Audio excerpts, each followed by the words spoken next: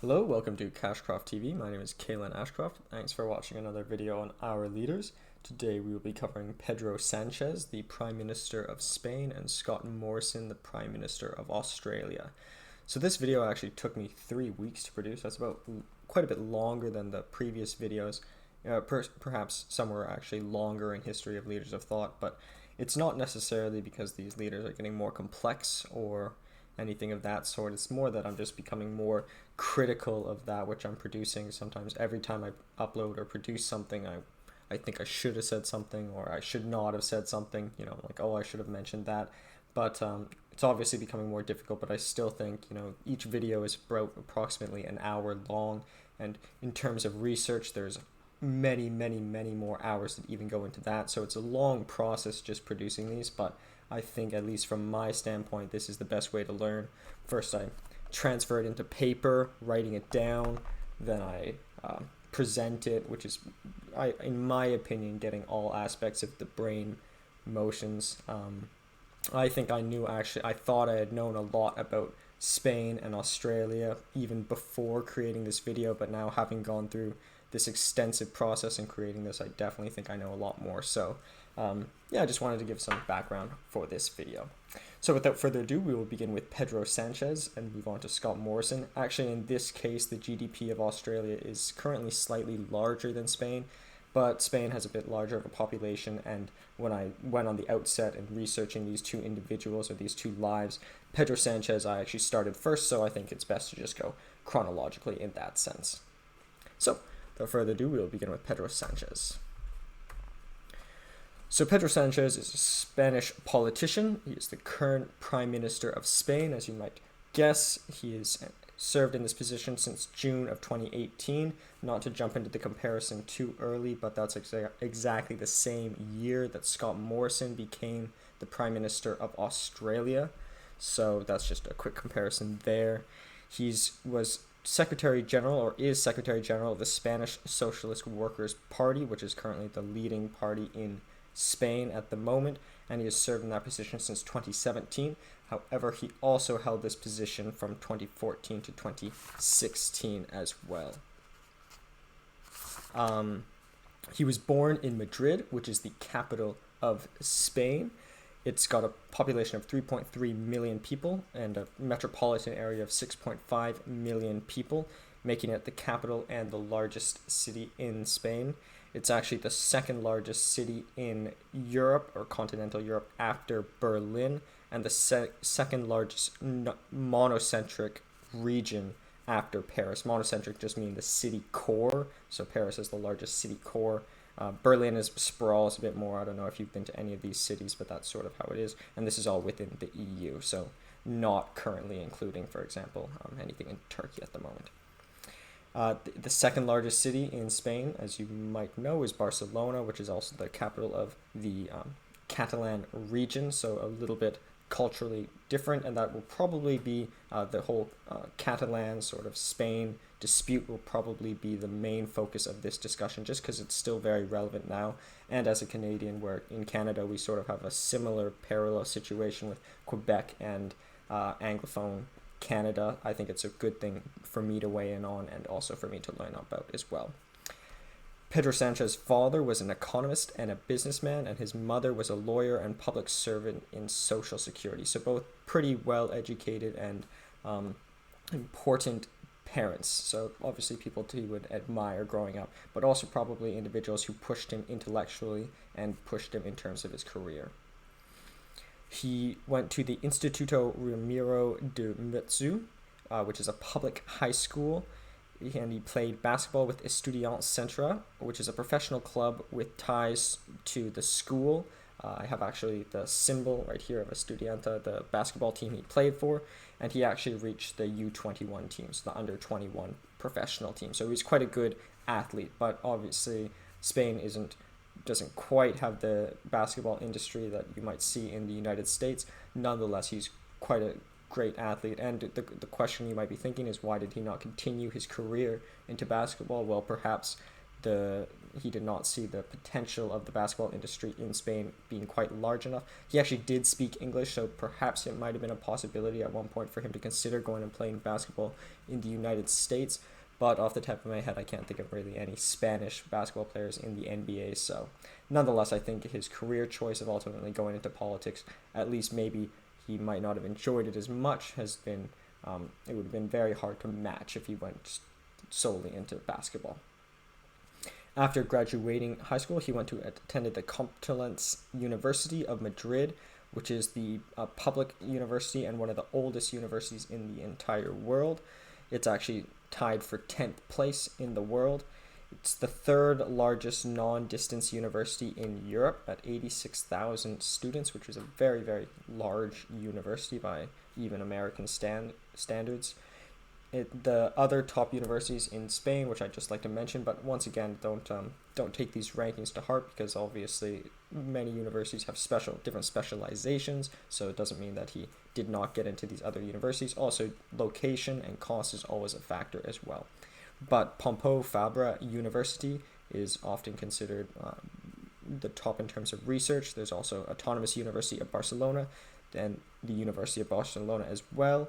And this is just according to the Times Higher Education, but don't listen to these ratings too much, because obviously Times Higher Education is just one metric. You might find different metrics in other sources, but also I would personally, from my standpoint, for anyone who's interested in history or considering a career in politics, I think going to the oldest university in Spain would obviously be a great place to start, Complutense University, which I also have the symbol of the university right here in the third from the right. In 1990, he studied economics and business sciences. So just to weigh in on this a bit, I have quite a few friends who go to ESADE, which is considered the top business school in Spain. So the question is, did he choose not to go to ESADE, or did he not get into ESADE, or was he going for more of a liberal arts education? It's hard to say, but nonetheless, I wanted to point out also ESADE, and just to show that the educational system in not only Spain but all across the whole world is much more nuanced than surely going by rankings. In 1993, when he was 21 years old, he joined the PSOE party, the Spanish Socialist Workers' Party, after the election victory of Felipe González, who ultimately became the third longest serving prime minister since the democracy was restored in Spain, and also formed the first majority in Spain. So Felipe González, I definitely think, was an inspiration for Pedro Sánchez. I think obviously they actually ultimately ended up differing in terms of opinions. I think this great or very successful political leader at an important period in Pedro Sanchez's life, around 21 years old, definitely had a big influence on him, and ultimately led his decision in terms of party, that being the Spanish Socialist Workers' Party, which he maintained throughout the rest of his life. Or to date, because obviously he's still very young. Must be noted, he's actually one of the youngest at 48 years old today, one of the youngest heads of state that we'll be covering. He graduated Complutense University in 1995 at 23 years old, and then he went on to receive a degree in politics and economics from the Université Libre de Brussels in 1998 at 26 years old. He also went on from IESE Business School of the University of Navarre, where he also studied business and leadership, it's a private university in which was formerly a postulate of the Opus Dei, which is formerly had strong Catholic ties, which is interesting because later on in his career he actually pushes for sort of more secularism or separation from the universities from the religion. So it's interesting that he actually studied at one of these universities. But once again, similarly showing a sort of business or finance bend. He also went on to receive a DPhil, or a PhD in business and economics, in 2012, while he was also working in politics, and during his whole educational career he was simultaneously involved with the PSOE party, but he received a PhD in 2012 from Camilo José Cela University, which is a private university in Madrid. He worked as a parliamentary assistant in the European Parliament, so that obviously shows that later in life and currently today he's quite pro-European, and working as an assistant in the European Parliament, I think it would be really quite an honor, especially at a young age. It's obviously an assistant role. He's obviously not particularly has too much power, but the experience would be incredible. He was also chief of staff to the United Nations and high representative in Bosnia during the Kosovo War. And currently, actually, if you're, I imagine you're following, just being interested in world politics in watching this video, the Kosovo-Spain conflict is actually quite a contentious topic, which I'll probably discuss in further detail in a future video. But it's recently become more heated as well. But nonetheless, it's interesting to note that Pedro Sánchez was involved in the Kosovo War negotiations earlier in life. So it'd be interesting to see where he weighs in on it now today. But obviously, things are quite difficult right now, as COVID is probably the top issue for all politicians at this point. He also worked as a professor of economics as well during his educational career. His thesis was La Nueva Diplomacia Económica Europa. He was actually criticized of plagiarism at one point, but to what extent? I think plagiarism is obviously, it's different from patents, for example. I think patents need to be protected because, if you create an invention, depending on the invention, you should probably receive some economic rewards for producing that. Sometimes I think plagiarism could actually just be a way of popularizing someone's work. For example, if you were to plagiarize Plato, for example, obviously he's long dead, it would probably do Plato good to have his ideas restored and shared. But nonetheless, he was criticized of plagiarism, and it's likely to be somewhat true. And there's obviously varying degrees of plagiarism. Word-for-word plagiarism is no doubt plagiarism. But, in most academic essays, if you plagiarize but change the words sufficiently, it's considered okay. So it's hard to say. He became a Madrid city councillor in 2004, and he worked in this position from 2004 to 2009 as a representative of the PSOE party as one of 57 councillors. He originally failed in this election, in the municipal elections. However, he was elected later after two socialist councillors resigned. So fortunately, he got kind of, I would say, lucky, as some of his party members resigned as well. But nonetheless, he got into politics quite early in his life. And as mentioned almost in every video, and not to beat this point to death, most of these politicians do start in municipal politics and then move to state level or provincial politics and then into federal. It's very, very, I think, more strange to see someone go in the opposite direction.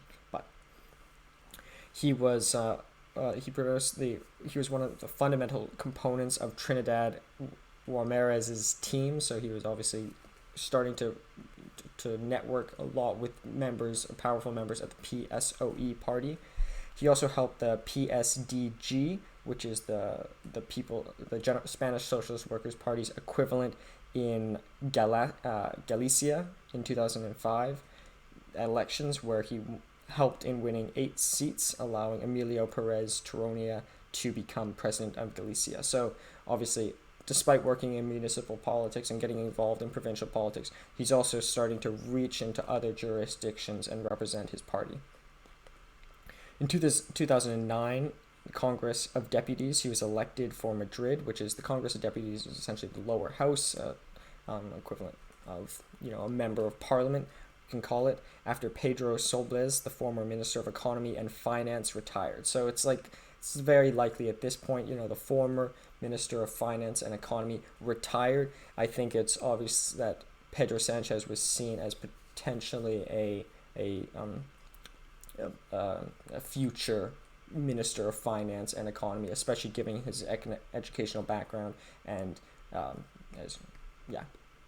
In 2011, the PSOE only placed 10 deputies, so the party started to decline. Pedro Sánchez was the 11th, so he actually did not make it into the deputy role, so he returned to his education, as mentioned, to receive his PhD at Camilo José Cela University. And once again, and actually very much more recently, in 2018, actually the same year that he became prime minister, he was accused by ABC Daily of plagiarism.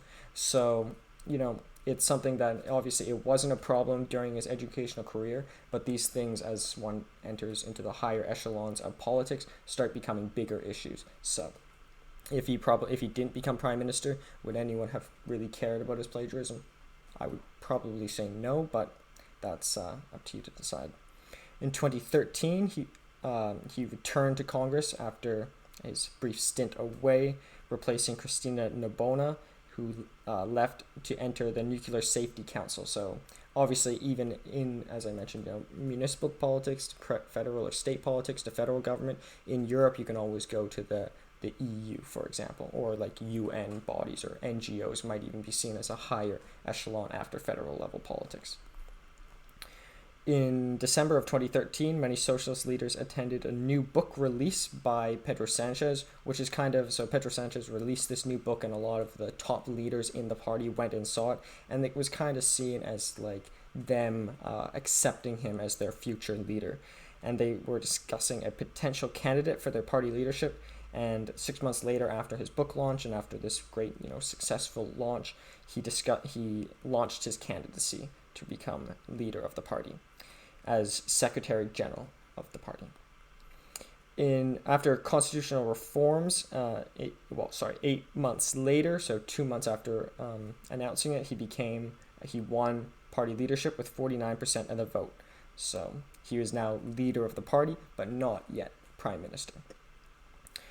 In terms of his role as Secretary General of the party, he's pushed for constitutional reforms, establishing stronger federalism within Spain to ensure Catalonia would remain in the country. So if you're interested in the politics surrounding the Catalonia-Spain dispute, as well as the Quebec-Canada dispute, you might, good resources would be the Federalist Papers, which is written by Alexander Hamilton, John Jay, and James Madison, where they advocate why, despite obviously there are benefits of having state-level governments, why the federal government of the United States needs to be strong. And there's a plethora of reasons, firstly for national security, but also just because, states will fight if the federal government is not strong enough. And that's what I think we do see in Spain and Canada.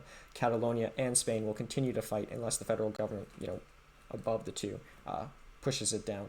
But that being said, I definitely think the people of Catalonia and particularly Barcelona should be have more autonomy and have better privileges and respect within the governance of Spain. But we'll get more into that very, very soon.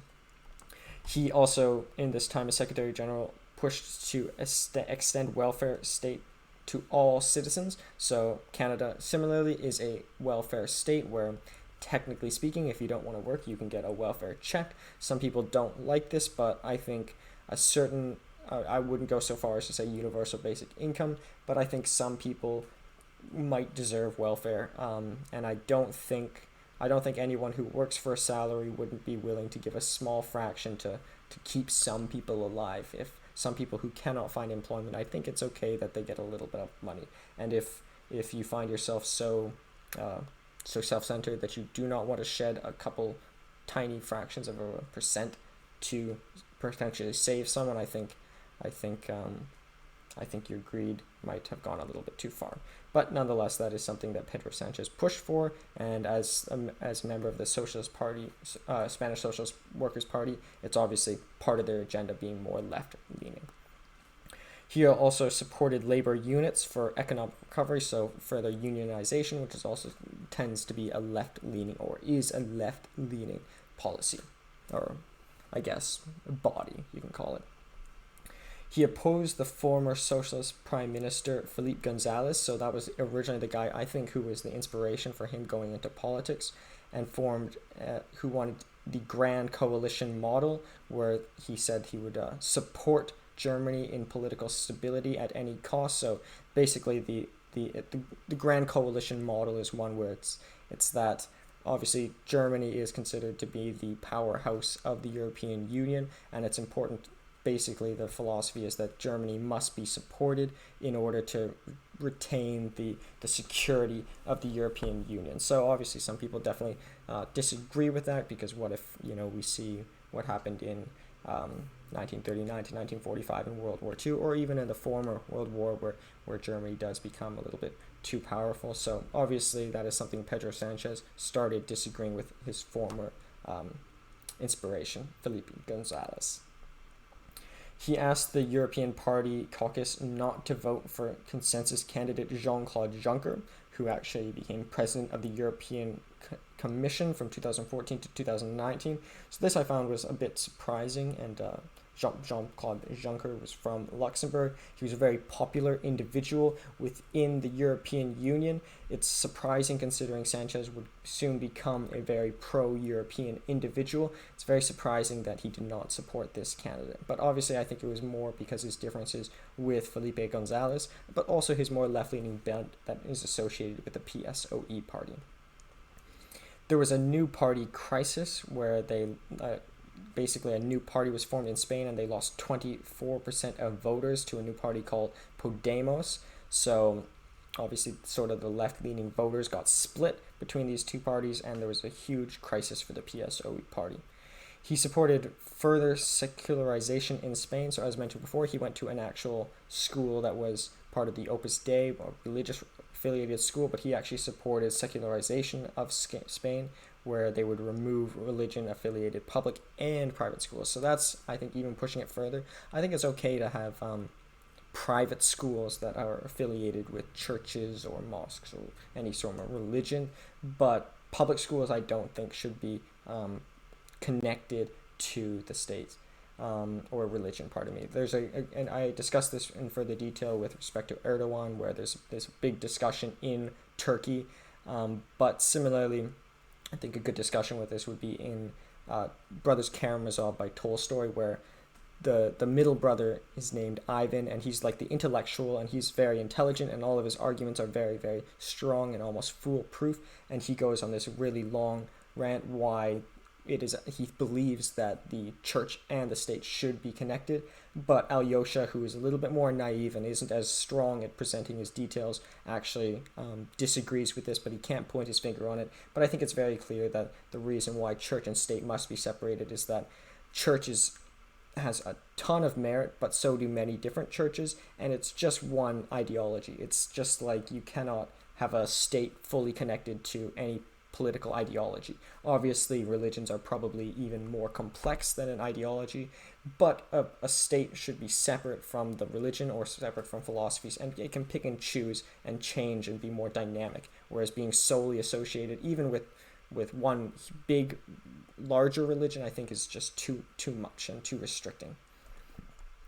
In 2016, there was a crisis where they was unable to form government, and the prime minister resigned, Pedro Sánchez resigned. He was not yet prime minister at this point, and he actually, the king requested a coalition government, but he resigned, and he took a car tour around Spain. So he just kind of took period off. I wonder what he was thinking in this life. I imagine it was probably a very difficult period in his life. He was probably considering, it's probably too late at this point to go back into basketball. It's probably go into the private sector after having a taste for politics, which I think he definitely liked, and having created so many relationships. So what he did was he went around Spain and met with a lot of his old friends and made new friends across Spain and sort of plotted out what he would do with his life. And I can imagine that, and a lot of people that, you think of these people and you don't think of them as human. These people suffer. If I would say they even suffer more. There's a lot of stress, and I imagine this was a very difficult period in his life. But nonetheless, in May of 2017, he was re-elected Secretary General of the party with 50.2% of the vote, so came back very strong. And I think it's because he didn't take his period of absence as a waste of time. He didn't just go, drink margaritas on the beach. He went and continued working towards his political ambitions and made a lot of more connections, and that's why he won an even larger percentage of the vote of the PSOE party. In October of 2017, he opposed the Catalan independence referendum, and they supported the Rajoy government decision to dismiss Catalan government and impose direct rule. So this was something that I remember very closely because I was in Barcelona in 2018, September 2018, so about actually a year later, but nonetheless it was a really big and important issue at the time. And at the time I was actually more in favor of Catalonian separation. I think there was a lot of scandals going on behalf of the Spanish, the Madrid government, but nonetheless in aggregate I do think that Catalonia and Spain would be better together. I always think that unification is better. It's in the details where one might get mistreated or not receive enough autonomy, but that's the details, not an argument against unification.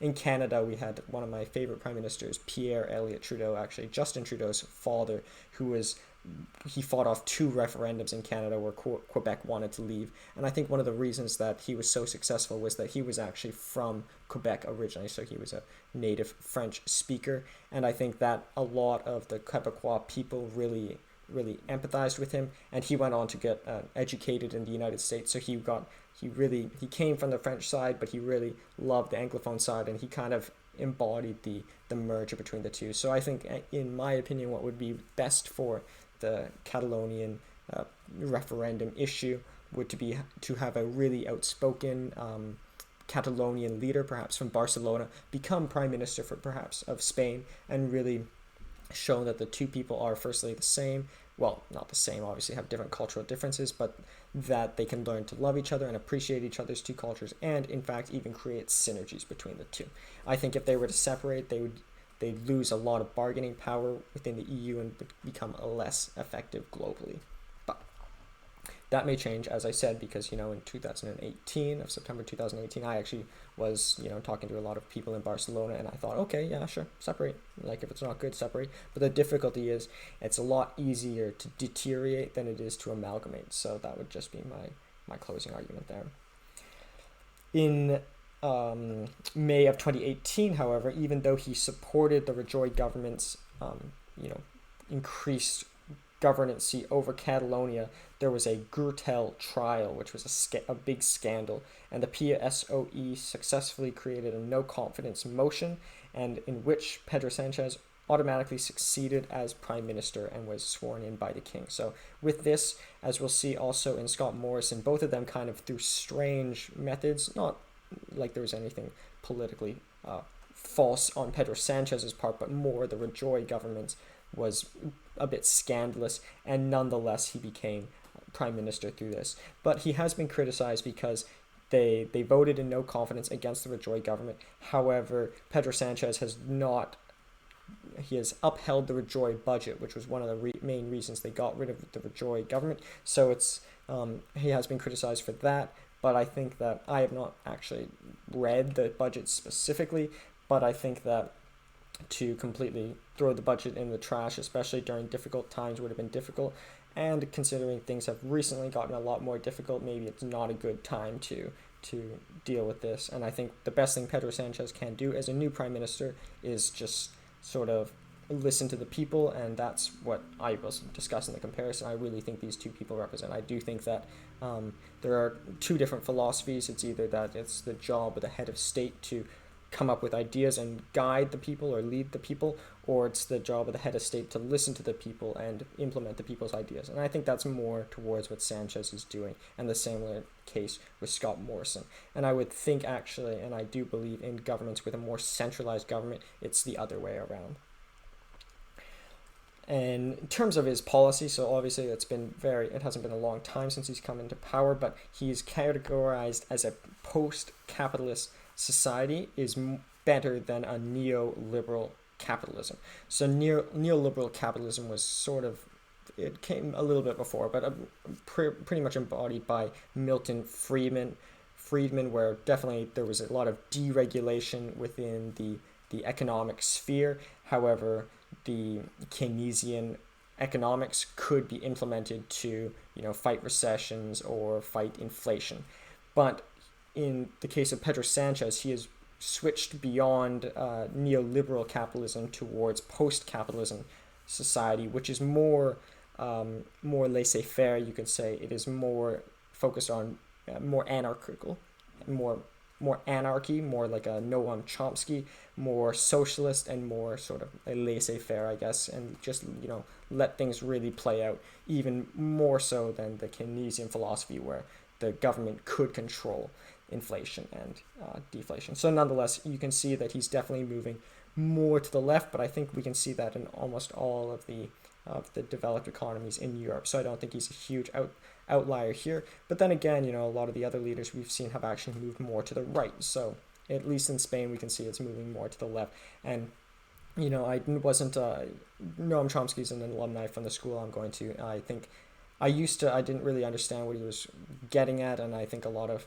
it's a lot of name calling. People from the right leaning philosophies do not listen to Noam Chomsky, but people from the left leaning philosophies do not listen to those at the right. I think he's got a lot to teach, and I think there is some benefits of anarchy and there's some benefits of socialism. One of his main philosophies that I've recently found quite fascinating is that he says that all wage-based labor, like hour per hour, maybe not like a lawyer or a doctor or something like that, but for example, working in a factory or something, he argues is how is that any different from slavery? In fact, he says that to work in the gulags in Russia would have been better than working in a factory. I don't know. I think that might be a little bit extreme, but the question is it a good way to live someone's life in a wage-based hour by hour sort of job, monotonous work? For example, that which is done at Amazon, they got a beeper, like a timer, so you got to run back and forth. It is very close to slave labor, if not maybe even in some ways worse. But I think firstly, I think these positions need to be filled, and one of the things I had a debate with one of my friends about, and obviously I often try to just take the counter argument. I have nothing against Noam Chomsky, but I was taking the counter argument was that even though there are a lot of horrendous working climates, such as Nike, shoe sweatshops, I think if you were to go and ask these individuals, we're going to take away your job, I think they'd be hesitant. Even though the working environment is horrible, I think there's, if we were to take Nike, for example, out of Southeast Asia, all these people would suddenly be unemployed. Would they be better off? It's hard to say. Maybe they'll find an alternative. Maybe a more ethical corporation will come in. I think the problem is not necessarily the concept of outsourcing, but more so the actual regulation within the countries, and they've really got to whip down on some of these companies. Like even Apple, some of their subsidiaries are just really quite horrible, and some of their suppliers. So that is more the problem. But nonetheless, I'm going on too much of a tangent here. But Sanchez, we could say, is moving more towards left-leaning philosophies like a Noam Chomsky, which is categorized in his terminology as post-capitalist society and moving away from neoliberal capitalism. He was the first outspoken atheist prime minister. So even going to a religious associated school, he considers himself an atheist, which is quite surprising, especially for not only Europe, but probably across the whole world. Considering someone an atheist is a pretty dangerous political move. And he has obviously advocated for further secularization of the state. He's also the first prime minister who can speak English fluently. Some have learned, actually, one of them notably learned English after becoming prime minister. However, it was not formally taught in Spain until the 1970s, so he's part of a newer generation of politicians, and I think going forward, most of them will be speaking or have English speaking capacities. So he's really 48 is really quite young to be prime minister. So I think whether or not he maintains as prime minister for a long time, we'll definitely be seeing a lot of him. And as we saw, even after a failure, went on a road trip, came back, I think we'll at least be seeing 10, 20 more years of Pedro Sanchez. He is strongly pro-European Union, which is surprising considering he did not support Jean-Claude Juncker. But I think that was more for different reasons.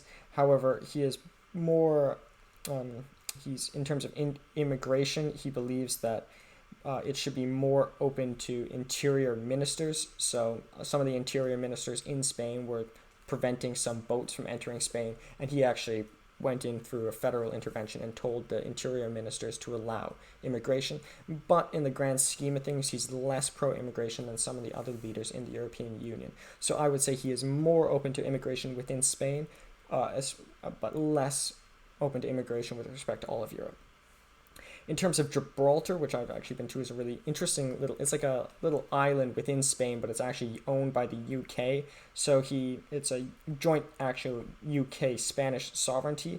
However, he wants to see it become part of Spain once again, and he actually threatened to veto the UK's Brexit vote if they did not allow Gibraltar to become part of Spain.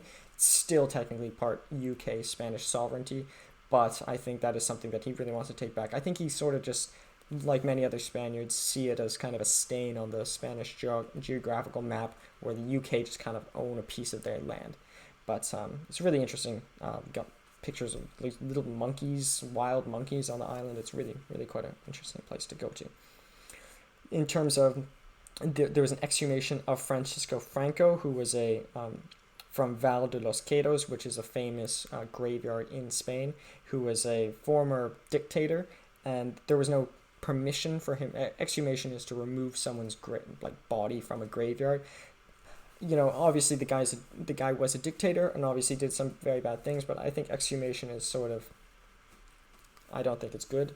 I think even some of the most criminal and evil people in the world, I don't think should be removed from their own grave. I think once they're dead, they're dead. I don't think there's what more can you do? I think you could maybe write a book about how crazy and evil they were, but to remove their body from a grave, I think is a little bit wrong. But nonetheless, that's what he did. And obviously, as mentioned earlier, he is tough on Catalan. He has threatened police intervention if there are too many protests, and even military intervention. So that is something that needs to be noted, and I think that in terms of my perspective, I think he could be softer and maybe listen with a more open ear, but I do agree with his rhetoric that Spain and Catalonia must stay together. So I may agree with his objective, but disagree in some ways with his means. He married in 2006, and he has 2 daughters, which is actually moving into our comparison very soon. Scott Morrison also has 2 daughters as well. So just a couple things. Elected prime minister same year, 2 daughters. Just some interesting comparisons there. But I'll obviously delve into that in more detail at the very end. Moving into the quotes, and first some statistics about Spain. Population of 46.94 million people. So quite large, bigger than any city. Tokyo's got 36 million people, so very large, but large by European standards, but not incredibly huge. GDP 1.419 trillion. Now that is very, very large. We've now reached the trillion and trillion and a half category. That is far beyond any billionaire. Some people are. I find it funny when recently a lot of people I've seen saying that there are trillionaires. There are 100 millionaires. We've reached. Depending on how you value them, Jeff Bezos is in the 100 millions, maybe 200 million, but a trillion is 10 times that. It's not even close. But, maybe it'll change. And sometimes also there's different numerical systems where you might call someone a trillionaire when they're actually 100 billion. But nonetheless, 1.4919 trillion is enough that it's way beyond an individual wealth. Area 505,990 kilometers squared, quite large, but smaller than Australia, as we'll see. Capital, Madrid. In terms of the pictures, and then we'll move into the quotes. Top right is the symbol of Madrid, where he grew up. Down below is the symbol of the team Estudiantes, the basketball team he played for. Down below, second from the bottom right, is the symbol of Complutense University, where he first studied, and down at the bottom is the symbol of the PSOE party. His quotes, Spain has to claim its role. I am a militant pro-European. So just kind of in his own words and showing that he's very pro-Europe. With Brexit, we all lose, especially the United Kingdom. But when it comes to Gibraltar, Spain wins. So this is just going to the rhetoric where he said he would veto the Brexit vote if they did not allow Gibraltar to return to Spanish hands. He said change can be good if you combine audacity with safety. That's just, I think, a nice way of phrasing it, is that, change is good, but with certain restrictions. I think what the majority of Catalan society wants is a relationship between its distinct region and the rest of the country. I think that is true. That is exactly what Catalan wants. But I think it would be nice if I think he could still listen more in detail. I think obviously it's translated from Spanish, but yo penso, I think would be the Spanish for it, yo penso. I think it seems to me like he's kind of guessing what they want, but nonetheless, I think his objective is one that I agree with. Catalan society is divided. There's one bloc which isn't a majority that backs pro-independence parties, but there's also a bloc that doesn't, which favors the current state, the Statute of Autonomy, and increased decentralization or even increased re-centralization. So that's something that I think is definitely true. There are definitely people in Catalonia who want it divided, but they are not actually the majority, and a lot do want it to stay a part of Spain. So But obviously, I think a vote is fair. Like as we saw with Brexit, a lot of people did want to stay in the EU. A lot of people wanted to leave, but it turned out after the elections that I guess more people than they expected wanted to leave. So maybe I think put it up to a vote. But something Pierre Trudeau said is you can't have so many votes. If we keep voting every year, eventually it'll inevitably happen, and it just kind of gives them more power. So it just must be decided, and I think it can be done through leadership and rhetoric. So yeah, that is the life of Pedro Sánchez. We'll talk more about him in the comparison, but next we shall move to Scott Morrison, the Prime Minister of Australia. Scott Morrison was born on the 18th of May 1968, making him 52 years old. He's an Australian politician serving as the 30th and current Prime Minister of Australia after becoming the leader of the Liberal Party in August of 2018, which is the same year he became Prime Minister as Pedro Sánchez. He was born in Waverley, Sydney, which is in the state of New South Wales, Sydney is the capital of New South Wales, and the district of Waverley is actually the highest eastern suburb of Sydney. So Sydney is the largest city in Australia with a population of 5.312 million people, and it's also the largest city in Australia, but also the largest city in Oceania as well. And the population figure at 5.312 million was as of June of 2019, so pretty recent data. However, a lot of people actually don't know the capital of Australia is actually Canberra, as listed down below, which is about 120 miles south of Sydney, or southwest in the reverse screen. Yeah. He is the younger of two sons to Miriam Smiths and John Douglas Morrison, who died just recently on the 23rd of January 2020. So that's also interesting. Most of these leaders actually become prime minister after the death of their father or death of their parents, but he actually became prime minister while his father was still alive. So I think that's a nice thing for his father to see.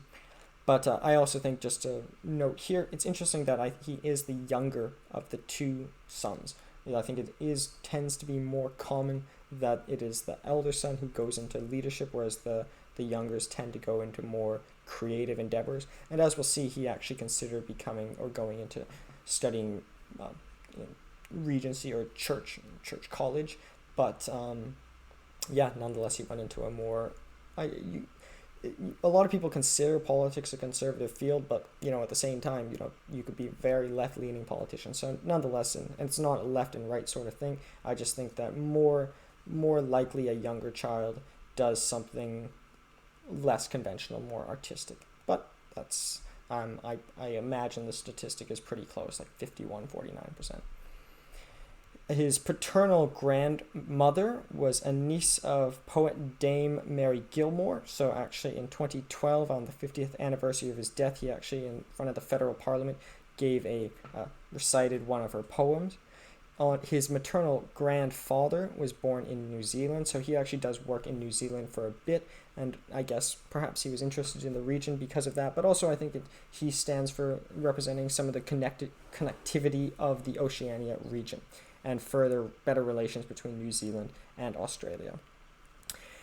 Supposedly he's descended from William Roberts, who was a convict for stealing yarn on what's called the First Fleet in 1788. So when Australia was a English colony or a British colony, they sent slaves actually from the UK down into Australia to populate it, and that was supposedly one of Scott Morrison's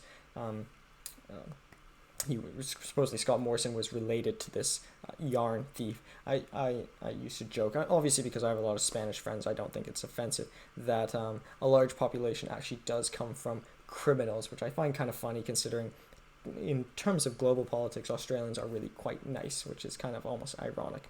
Maybe they learned their lesson from being sent away. He grew up in Bronte, which is a region in Waverley Council government area, about 7 kilometers east of the financial district of the Beaches. His father, it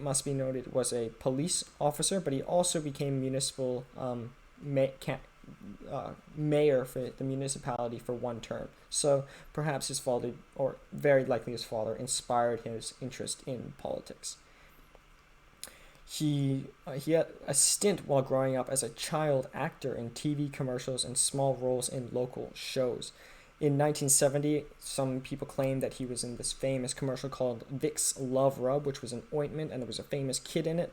And it cannot be confirmed or denied, but in his own words, he said he was part of a Vicks commercial, but not that commercial. So I think it's such a small issue that I think we should just take his word for it. He was in this famous commercial, but a different, or a famous company, but a different commercial. But nonetheless, I think it's kind of nice that he was a child actor and probably had a interest in the spotlight from a young age, or at least his parents wanted him to. He went to Sydney's Boys High School, which is an all-boys selective day school in Moore Park. And yeah, he actually fell in love at 16 years old with a girl. I'll talk about his personal life later at 16 years old. So despite going through an all-boys school, he definitely had interactions with females. He went to University of New South Wales, where he received an Honours Bachelor of Science in Applied Economic Geography. Some of the other top universities in Australia, but once again, Australia is pretty flat in terms of its educational structure, whereas most of these schools are very close, and he probably just went for because it was in New South Wales within his state, and probably a variety of other reasons. But some of the other top universities are University of Melbourne, I know has a great law school, the Australian National University, University of Sydney, and University of Queensland. But they're all great universities in Australia. He, after graduating from his Bachelor of Science, he contemplated going to Regent College in Vancouver, which is actually where I'm located right now in Canada, where he intended to become a priest or something, or a student of religion, we can call it. But his father did not endorse it. He actually did not allow him to go, so he decided he would just go into the workforce instead. But that's interesting just to note that I think a lot of these individuals rarely actually had politics or head of state as their first objective. A lot of them either had other passions. Pedro Sánchez, maybe he really did want to be a pro basketball player. Maybe Scott Morrison really did want to become a student of religion, but nonetheless, for better or for worse, they both became head of state. So I think, and I guess the takeaway there is you might fail at many things, but you can still succeed in the long run. In terms of his career, after graduating, he served on the National Policy and Research Manager for 6 years from 1989 to 1995, from 21 to 27 years old, on the Property Council of Australia. He then moved into the tourism sector, serving the Deputy Chief Executive of the Australian Tourism Task Force, and his general manager of tourism was actually the Bruce Baird, whom he would eventually succeed in the federal parliament. So besides his father, who was an influence as at one time mayor in municipal politics, he also, early on in his career, he got associated with a member of parliament who he would soon succeed. In 1998, he moved to New Zealand, so once again, he has new heritage, some New Zealand blood, we can call it, to become director of the newly created Office of Tourism and Sport at 30 years old. So 30 years is pretty young. 30 years old is pretty young to be a director, but obviously definitely has an interest in tourism, or maybe he just wanted to travel. But I think tourism is an interesting industry because tourism by default is an open industry. You're accepting other people into your country, which I think is a nice industry to come from. And also it is a very large part of the Australian economy, besides metals mining and such, but also you're probably even proportionally a larger part of the New Zealand economy. So he worked on the 100% Pure New Zealand campaign with Tourism Minister Murray McCully. So he also, the Tourism Minister of New Zealand, he also got associated with more politicians and even ministers at this point. From 2000 to 2004, he became state director of the New South Wales Liberal Party at 32 to 36 years old, which was quite a high position to become, especially in state-level politics. And in 2001, he observed the federal elections in 2003 and the federal elections and the 2003 New South Wales state election. So obviously, at 32 to 36 is quite young to be really, well, I think 30 is the year to start, or maybe slightly later. So it's very fair in that sense, but it's clear that he kind of jumped over municipal politics and went straight into state level politics, and it's very clear that he's very interested in federal politics, even in his mid-30s. In 2007, he was elected to the House of Representatives, representing the division of Cook in New South Wales. So at 2007, he finally gets into federal politics. In 2013, there was a coalition victory of the 2013 federal elections, where he was appointed Minister for Immigration and Border Protection. So this is a very, I think, a divisive position to have, because he was part of Operation Sovereign Border, OSB, where he was responsible for implementing a policy or a strategy where they would stop maritime arrivals and asylum seekers. So as we'll see in a quote very soon, he's not anti-immigration, but he's worried.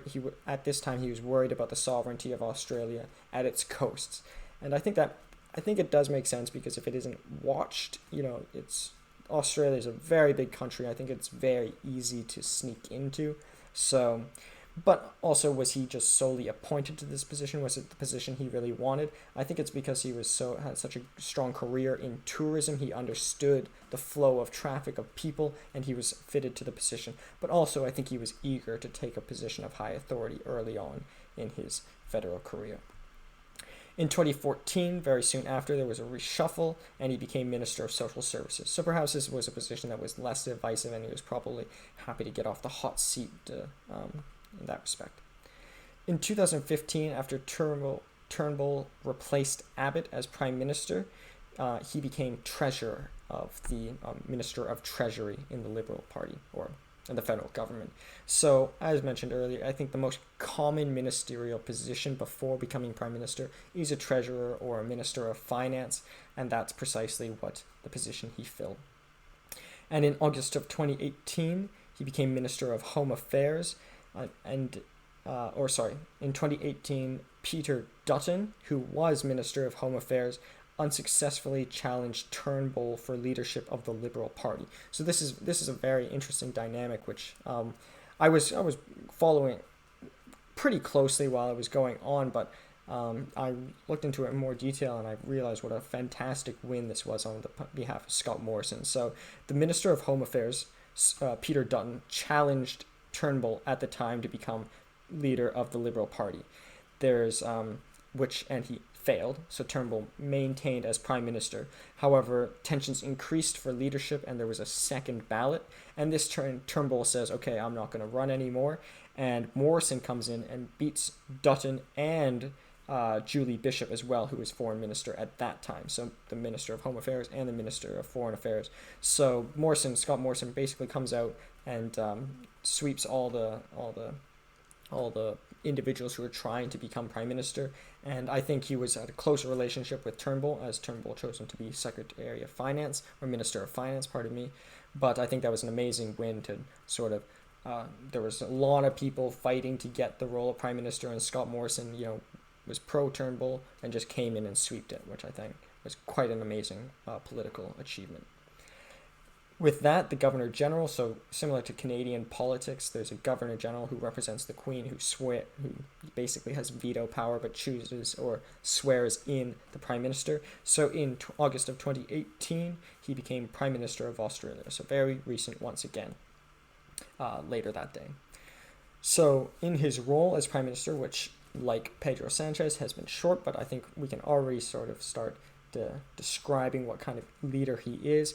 In his first week, he visited the Indonesian capital, Jakarta, to complete Turnbull's free trade deal, which I think is obviously a great thing. I think within that Oceania, but also I think globally, I think it's very important to have as much free trade as possible. That is just something I believe.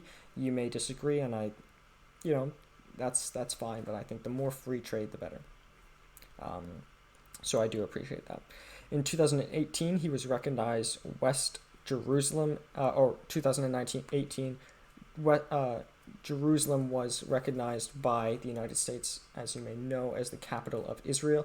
However, he actually didn't go quite as far. He recognized West Jerusalem as the capital of Israel, and he also said, however, he would not immediately move the embassy of the Australian embassy in Israel to Jerusalem. So obviously going along United States lines by recognizing it, but kind of being a bit more hesitant, sort of drawing back a little bit, not saying all of Jerusalem is the capital of Israel, just West Jerusalem, and we're not going all in yet. We're not going to move the embassy yet. So I think that was a little bit more sensitive. He raised an issue with Xi Jinping and his treatment of the Uyghur Muslims, who are a minority population in Western China, of Muslim population. As you know, they are very not treated properly. As I think I don't think that's a point of great disagreement between people. You might. I think that they're being poorly treated, and he voiced his concern to the Chinese premier in a Singaporean meeting in 2018. So what I'm saying is here, I think that I obviously think there are some merits of the Chinese government, but obviously there are some democratic issues within the country, but I don't want to discount all the people of China. That's obviously crazy, but I do think that the treatment of the Uyghur Muslims, they should be treated like real people.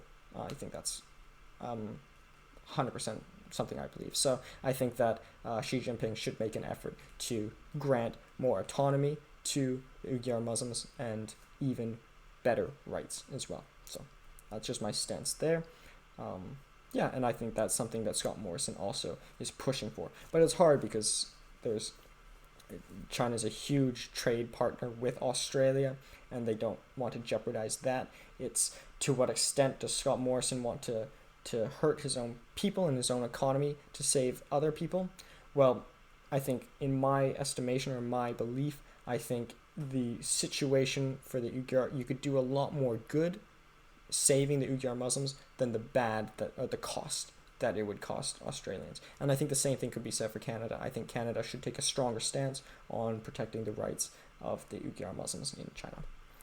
In 2019, he earlier than that, he criticized Erdogan's statement after the Christchurch mosque shootings. So something I don't really like was he criticized the Christchurch mosque shootings as extremist right-wing violent terrorist attacks. So obviously, mosque shootings are absolutely horrible things to do. However, to call it right-wing, I think is playing an identity politics issue, because right-wing encompasses a lot of things. Liberalism is a function of the right wing. It is earn for oneself. I think to call it a right-wing problem is really playing identity politics. Call it what it is. It's terrorism, which he does say, but I think that his terminology is something I don't fully agree with. Just like you wouldn't call, I don't know, something negative in the left wing, you would call it what it is. But yeah, that's just my stance there. But nonetheless, I definitely condemn the Christchurch mosque shootings, and it was extremist, it was violent, and it was terrorism. In 2019, there was a coalition behind the Labour Party. The coalition party, which encompassed the Labour Party, was thought to lose in the next 2019 elections, where the Labour Party was thought to win. However, in all opinion polls, despite this, the coalition and Scott Morrison won the election, and he had the quote saying, "I believe in miracles." So once again, I think opinion polls definitely often can be false. So yeah, one of the top opinion polls is one run by Lord Michael Ashcroft. He shares the same last name as me. I've been reaching out to him and having brief dialogues with him, but it's an interesting industry, polls, because they, a lot of people bet on them. A lot of people, I think it's just, and often they can be very wrong. So nonetheless, he won in 2019 and maintained as prime minister. He called the chief executive of Hong Kong to listen closer to protesters. So as you know, the tensions in Hong Kong are definitely heightening. My stance here is, I think it would be nice. I always advocate for union. I think that if Hong Kong were to be completely separate from China, would I think at this present point wouldn't be altogether horrible. But if possible, it would be nice if they could be together. But right now, as it stands, Hong Kong deserves more autonomy and better rights. And he has been claimed by most people that his coverage of COVID has been quite prudent. In terms of his personal life, he began dating Jenny Warren at 16 years old. She was 16 years old, and they married on the 14th of January 1990 when he was 21 years old and she was 22 years old. They have 2 daughters together, similar to Pedro Sánchez, and he tried multiple in vitro fertilizations, or INFs, over 14 years, but ultimately conceived them both naturally. So I wonder, in vitro fertilization involves fertilizing the egg outside of the body. I wonder if it was because they had difficulties conceiving, or it was just for some health reasons, but nonetheless they did it naturally. But obviously it is a more liberal approach to do that. But as we saw some other political leaders who don't have children, I think a lot of it was from health reasons. So at least in Scott Morrison's case, he obviously really, really tried to have children. So I think that kind of differs from some other leaders, for example, Modi and Shinzo Abe.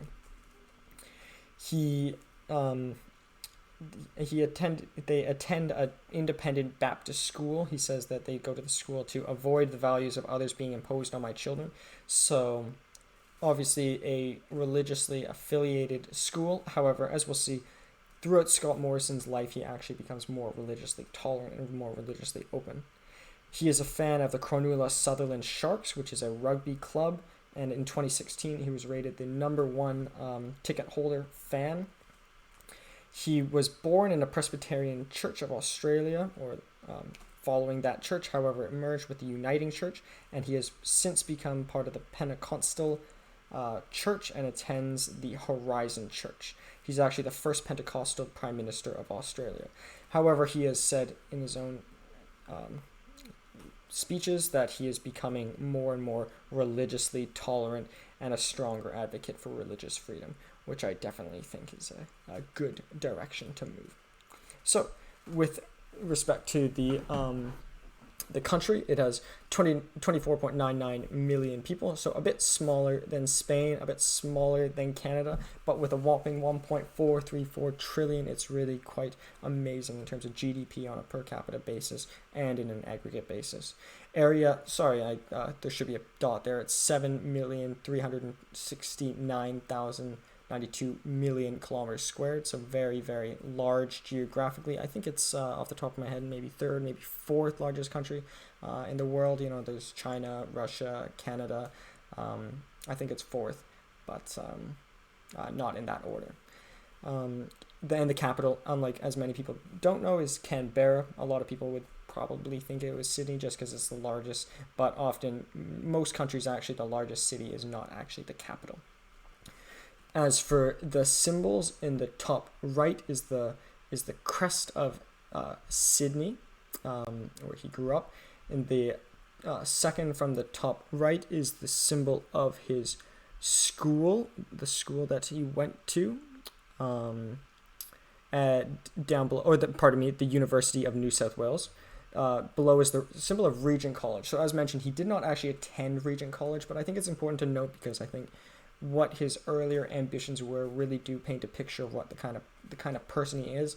And I think it's also important to note that he was very interested in going into religion, but now has become a really big advocate for religious freedom. So it's also that he has changed or has developed in terms of his own philosophies. There's a symbol of the Sharks rugby team that he is in 2016 #1 ticket holder, and in the bottom is the Liberal Party of Australia, which he is the leader of and has led to victory in recent times. As for the quotes, not one of those places will go to anyone who comes on a boat to Australia. They will go to people who have come the right way. So this is that for the asylum seekers, there are a certain amount of places or a certain amount of number of people can come in, and he's basically saying that people who come illegally through boats will not be given the right to stay. The Christchurch mosque shootings were caused by extremist right-wing violent terrorists. So as I mentioned, I think obviously the rhetoric is right. It was very horrible, but I don't like where he's playing identity politics. I think it's bad for right-wing individuals to criticize left-wing individuals, and it's bad for left-wing individuals to criticize right-wing people. But also, I don't think there is a some people might call themselves a right-wing, but some people might call themselves a left-wing person. But it's very nuanced. Many people, like, liberalism tends to be associated with the left-wing people, but it is actually a right-wing philosophy in that liberalism is the concept of oneself before the state, which is obviously a very much more right-leaning policy. So I wouldn't call myself right-wing, and I wouldn't call someone else right-wing, and I wouldn't hope that anyone does the same with respect to left-wing. So I think it's just playing identity politics like that is not a good way. And I think by criticizing right-wing, I think he's estranging a lot of people. The Bible is not a policy handbook, and I get worried when people try to treat it like one. So this is just showing that his stance on religion has changed, and that he has become less of a strong adherent to it. But continuing on to the next quote, "For me, faith is personal, but the implications are social, as personal and social responsibility are the heart of the Christian message." So he's definitely a pretty devout Christian, and he will bring it into his own philosophy, but he allows for religious freedom, and he hopes that people don't follow it too closely, because, as I said, obviously they're really, really important and great books, and I think they're a great authority, all of them, from the Quran to the Torah. They're all great authorities on morality. Just like if you read a Tolstoy, you don't follow Tolstoy like word for word, because obviously there's murder in Tolstoy, which is obviously bad, but the rhetoric is good. There are good messages, and there are lots that can be learned, and there's more good than bad. I definitely think that's true in all of these. I think if there were ever a piece of writing that was more bad than good, it would be less likely to be passed down through generations. So I think it's the good things that get distilled throughout history. But that's just my own belief. I have a track record of under-promising and over-delivering, whether it's on the economy, border protection, or welfare reform. So we've seen this very common. A lot of the European leaders have said things of the sort. It's kind of like saying that it's kind of also tooting one's own horn, but I don't think it's necessarily good. I think to under-promise is not good. I think it's good to promise exactly how you're going to perform, and it's good to deliver exactly as you promise. So I don't think that is necessarily something one should be too proud of, but it's better than the alternative, which is over-promising and under-delivering. So in terms of the comparison between these two individuals, so they're both relatively young, Pedro Sánchez being a bit younger. They both became prime minister in 2018. So I can expect, in my estimation, that these two leaders will be powerful in the world for a similar period of time. So I think it's very important to compare them right now. Countries of similar GDP size as well as population. They both became prime minister through somewhat strange circumstances, where both of them were kind of, there were scandals and, contestations for power, and where they both became prime minister, which I just think is important, interesting comparison as well. They both have 2 daughters as well. I don't think, it's not huge, but I do think that children do influence one, and I think both of them have been very, very pro-women and children's rights, which is good, and probably their daughters had something to do with it. They're both more liberal, which I think is good. Liberalism, as I said, is one's individual freedom. However, and they're both slightly more to the left, and as I said, not too much identity politics there, because liberalism is more to the right. But Sanchez is more to the left in that he's sort of more towards anarchism, which is a philosophy similar. I think a good resource on that would be Noam Chomsky, whereas I don't think Scott Morrison really goes quite that far. And both of in terms of the differences in terms of early career, Pedro Sánchez sort of started as a professor, whereas Scott Morrison started his career in tourism. But like I said, mostly I think that the best part about both of these leaders is I think they're really representative of the Spanish and Australian people, respectively. I think I don't fully agree with the Tolstoyan argument, where in War and Peace he, at the very end, goes on these huge epilogues saying that, or the epilogue 1, he goes on saying that the Emperor Alexander on the Russian side and Napoleon on the other side, the reason, well, they were just really the product of the people that they represented.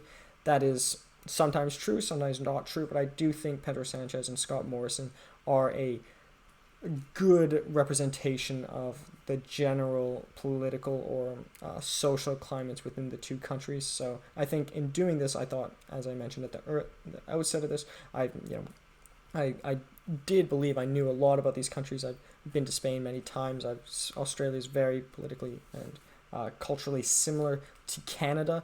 However, in the last 3 weeks in studying these two leaders, I've learned a lot more about these countries, and specifically for me, I think, I don't know about you, but I learn best through learning about people, and that's why I've created these documentaries. And I think that I've learned a lot more, even about my Spanish and Australian friends, just by learning more about their respective prime ministers. So, thank you so much for watching this. I really appreciate it. A lot of time and effort goes into these, and I know a lot of time and effort goes into paying attention to these as well. So I give you a clap for getting through these, because I know they can be long, but I think it's, in my opinion, it's the Socratic method is one of the best ways to learn, just by listening. And yeah, so thank you so much, and I hope you continue to support.